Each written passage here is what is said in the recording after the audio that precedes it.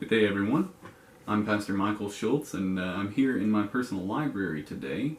Rather than being in my office at the church, I thought that I would go ahead and just film one of these here in our library at home. And so I want to dive into the 9th section of our study through the book of Proverbs. The 9th chapter of the book of Proverbs is the final admonitions of the wise father. After this chapter, Solomon addresses his sons a little more directly. He calls himself out as the person who is writing the proverb, rather than trying to just say that these are general admonitions from a wise father to his children. Moving forward, they're a little less, you want to say, metaphorical or personified, and they're more practical. But we do get into a good bit of metaphor and personification here in the 9th chapter. So again, I'm not going to read the entire chapter. The chapter is very short this time. It's only 18 verses. It's only 2 sections, really, divided in half. But I don't want to read the entire thing. I hope that you will. This is actually an admonition. That's the final poem of the wise father to his sons, but it divides the first 12 verses from the last 6. Verses 1 through 12 describe a woman that will be referred to as Lady Wisdom, and verses 13 through 18 describe a woman that's referred to as Lady Folly, or ignorance, or whatever you'd like to say, the opposite of wisdom. And so this is somebody who denies wisdom. This is his final call in a poetic way to people in order for them to follow wisdom, specifically his own sons. So I want to dive right directly into this. Like I said, verses 1 through 12 address Lady Wisdom, verses 13 through 18 describe Lady Folly, but he uses almost the exact same choice of words or language in order to describe both of them. And he actually sets them up as an interesting juxtaposition. He juxtaposes these two ladies in an almost point-for-point manner, which means he contrasts them almost word for word and point for point in how that they live and the way that they do their things. So I want to kind of explain that and then finish up with an elaboration on verses 7 through 9 and finally verse 12. So we'll spend a lot of time in these, but I don't think that this will be one of the longer videos. So, okay. Very first thing that happens is he gives a description of the women themselves. And so you find this in verses 1 through 3 and verses 13 through 15. It says, Wisdom has builded her house, she has hewn out her 7 pillars, she has killed her beast, she has mingled her wine, she has furnished her table, she has sent forth her maidens, she cries upon the high places of the city. Contrast this with verses 13 through 15. A foolish woman is clamorous, she is simple, she knows nothing, she sits at the door of her house on a seat of the high places in the city to call passengers who go right on their way. So the first thing that he does is he begins to describe these two women. The very first thing that he describes the woman of wisdom is that he says that she builds her own house. She's capable, she's independent. She's hewn out her 7 pillars. She's wise and she's thoughtful, she's prepared, she's, how would you like to say, she's patient, she's careful. She's killed her own beast, which means that she's, again, further affirming her independence, her ability to take care of herself. She's mingled her wine, further affirmation of that. She has furnished her own table. She's independent again. And then finally, here in the 3rd verse, she sent forth her maiden. She's cried upon the high places of the city. She's giving. She seeks for people to come and enjoy her flourishing. In contrast, the foolish woman, it says, is clamorous, or that word is often translated as loud. Verse 13, she is simple, she knows nothing, so she's ignorant. She sits at the door of her house on a seat in the high places of the city. She's imprudent, she likes to be seen, she desires that people would come to her. She calls passengers that are going on their way to come out of their way. So she's a seductress. She tries to call people to come follow her rather than calling people to enjoy the flourishing that she's produced of her own hands. Now, the second thing that he does in these same verses, with the exception of verse 15, substituted by verse 17, is he describes her house, these two women's houses. So you can see that the Lady of Wisdom, her house, it says, was built and hewn out of 7 pillars. It's a strong house. It's firm. It can be relied on. It says that she has furniture inside, so it's welcoming, it's self-sufficient. You can also gather that from her providing her own meat and her own wine. And it's a place that is hidden. It's a place that you have to be called to. You see, she says that she sends her maidens out to cry on the high places of the city, but her house is not found there. You have to come out to her house. It's somewhere that's hidden. So wisdom here is set up as some place that is very strong, it's independent, it's courageous, it's wise, it's prudent, but it's also a place that's hidden that you have to be called to, that you have to seek out and find. In contrast, verses 13, 14, and 17 set up the foolish woman's house as loud and obvious, a place that's simple and without wisdom, sitting at the door of her house on the seat of the high places of the city. So it's very clear where this is. It's very obvious how to find folly and imprudence. And verse 17 says, stolen waters are sweet, and bread eaten in secret is pleasant. So although it's easily found on the inside, it's empty. You notice that in verse 14, she sits at the door of her house. She doesn't even have any furniture. She doesn't have anything to sit on in her own house. It reminds me of an old saying, the king who had bragged of such rich clothing has been found to be wearing no clothes. The king who once bragged of such fine purple linens has been found to be wearing no clothes. And what it means is it's the story of this king who has spread the word abroad of his wonderful wardrobe, where he has such glorious and luxurious fabrics that make up his wardrobe. He has fine purple and gold linens. But then one day somebody sees him in the palace and he's wearing no clothes at all. He's completely poor. So it's the same sort of situation here with Lady Folly. She brags of how wonderful her house is. People come inside my house. You'll enjoy it. You'll love it. But when you get inside, there's no furniture. There's nothing in there. It's empty. It's bereft of any sort of flourishing and luxury at all. And she even says that the water that she serves you, which again, juxtapose the water with the wine that this woman has made, the Lady of Wisdom, the water that she serves you and the bread that she serves you compared to the meat that Lady Wisdom will serve you, she just serves you bread and water. And even the bread and water in the Lady of Folly's house is stolen. She can't even afford bread and water, while the woman of wisdom has produced of her own labor wine and meat. So you get to see the difference in lifestyle of the people that live in wisdom and the people that live in folly. Moving on, there's a call to the simple. And these are identical verses, verse 4 and verse 16. They're identical. They both call out in the same way. And this is important to recognize, because even people who live in a modern day and people who have lived in ancient times, wisdom and folly have both called out to us equally.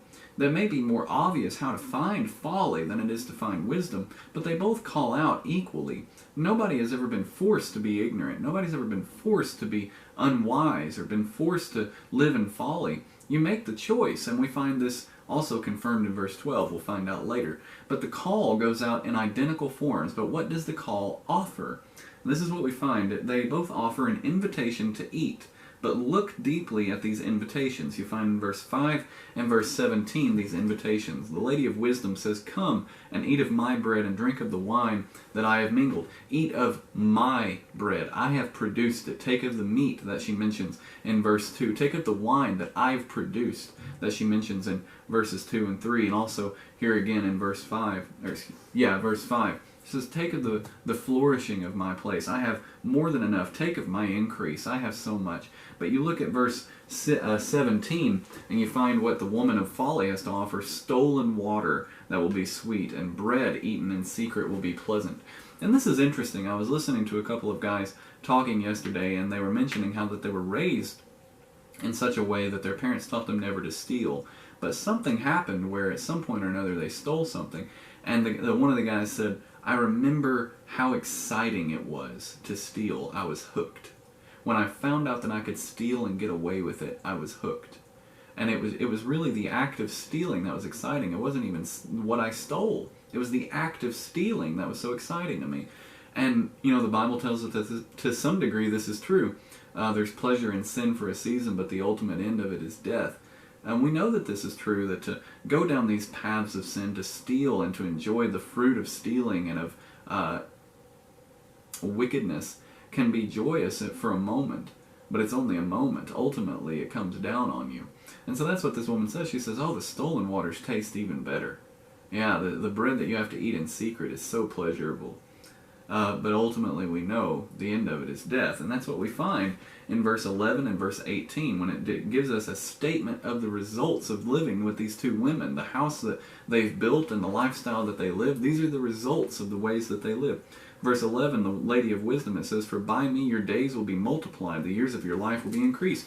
This again is a callback to what we found in previous chapters, as well as what we find in Exodus, the promise of honoring your mother and your father, the first command with a promise. That when you do something that God has commanded you to do, you live in wisdom, you live in prudence, you live in righteousness, you live in holiness, you live in accordance with His Word. He promises to take care of you, whether it's by the extension of days or just the multiplicity of the life within those days.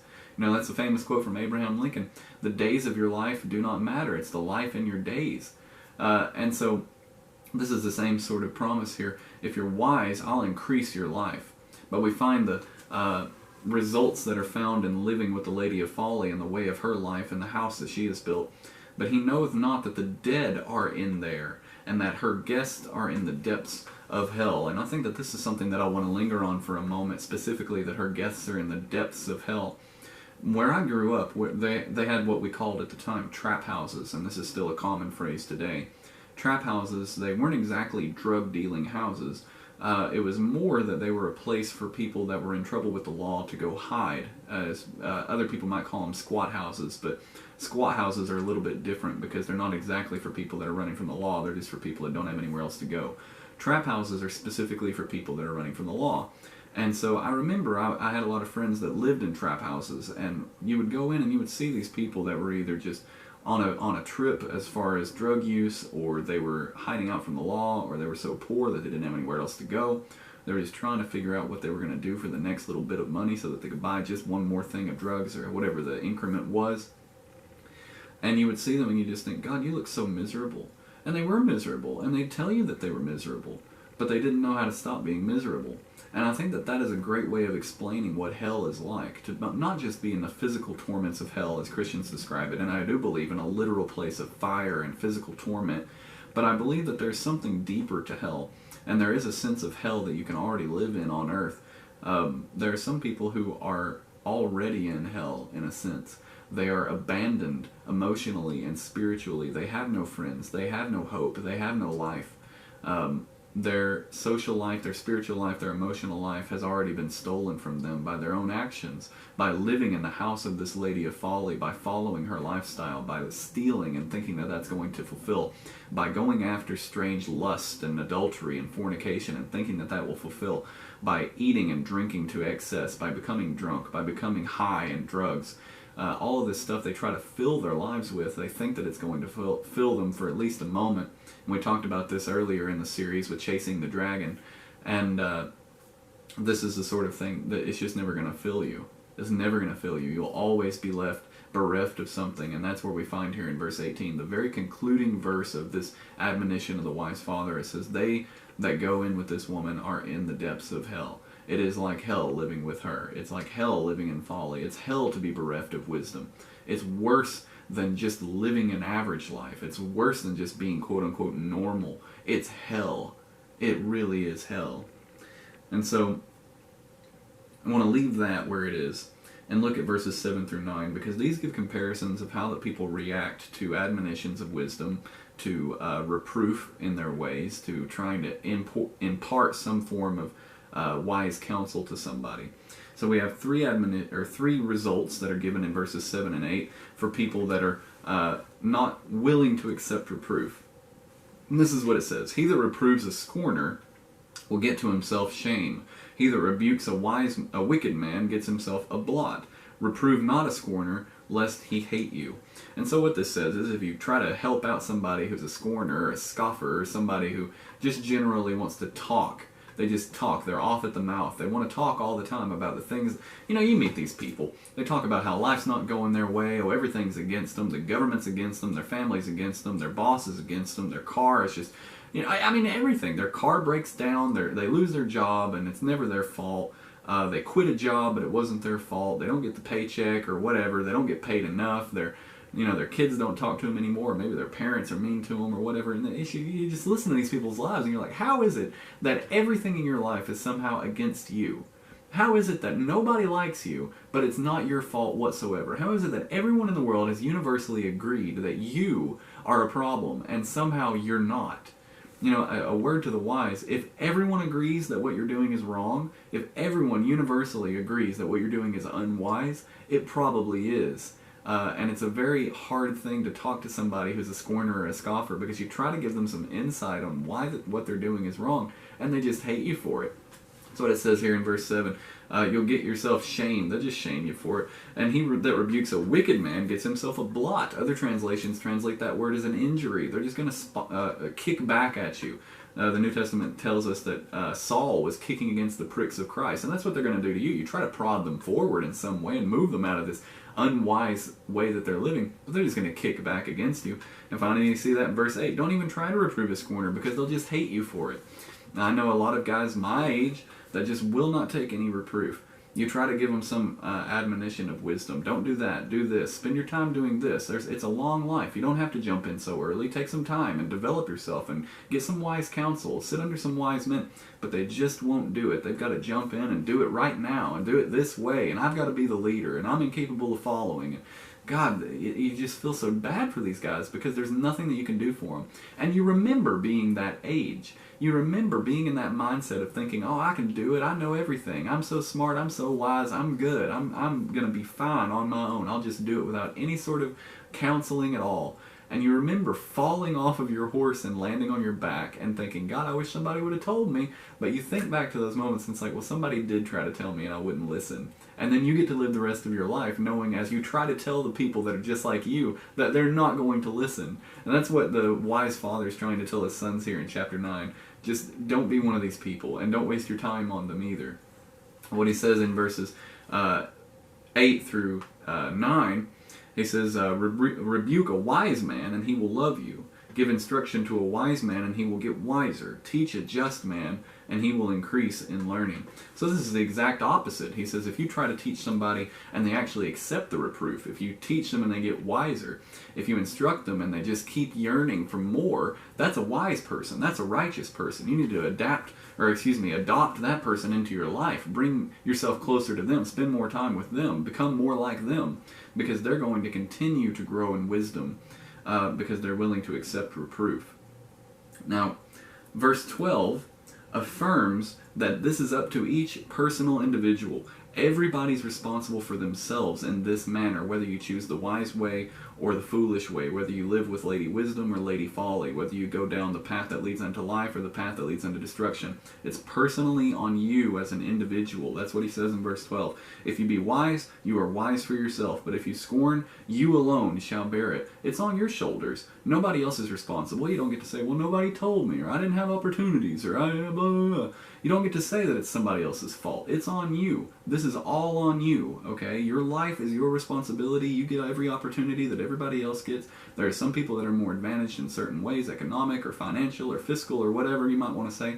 Although the New Testament would lead us to believe that the people that are economically and financially advantaged are actually greatly disadvantaged, because scarcely will a wise man into the kingdom of heaven. All of the things that we consider advantages on earth may actually be disadvantages in the long run. So we don't really have any excuses there. Everything lies on our own shoulders. Now this is the last, like I mentioned, the last admonition of the wise father, and he bookends it there with the central admonition. There are 18 verses to this, and the middle verse there, verse 10, says the fear of the Lord is the beginning of wisdom. He bookends this admonition. The very first one in chapter 1, I believe it was verse 7, the fear of the Lord is the beginning of wisdom, and the very last one here in chapter 9 and verse 10, the fear of the Lord is the beginning of wisdom. He wants them to understand that. To be wise, to live with Lady Wisdom rather than Lady Folly, is to receive blessings and to be a wise person that accepts counsel. In order to do that, you must begin by fearing the Lord. You must follow God in everything that you do.